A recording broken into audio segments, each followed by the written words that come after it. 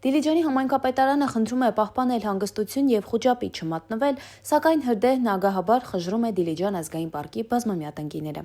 Պատգամավոր Գառնիկ Դանիելյանը հայտնում է, որ հրդեհներ են Կազաչի հատվածում Նավուր բնակավայրի մոտակայքում, Դիլիջանների ոլորաններին հարակից Անտառում եւ Շիրակի մարզի Ձորաշեն բնակավայրի մոտակայքում։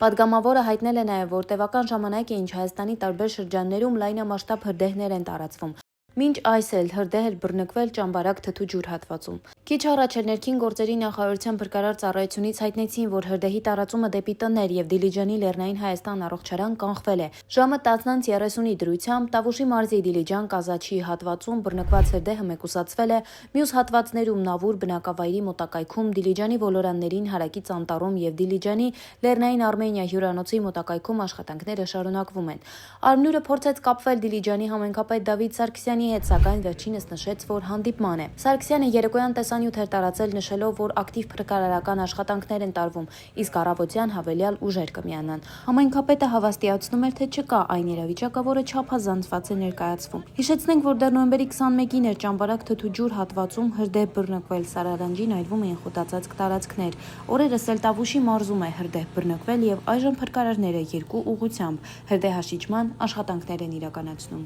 Արմնուրի հետ զրույցում տեղացիները պնդեցին, որ դժվար թե դիտավորություն լինի, այլ հիմնական պատճառը չոր կլիման է, օրինակ բերելով տարածաշրջանում եւս բռնկված հրդեհների մասին լուրերը։ Հարկ է նշել, որ հրդեհների բռնկման պատճառի վերաբերյալ որևէ պաշտոնական տեղեկատվություն չկա։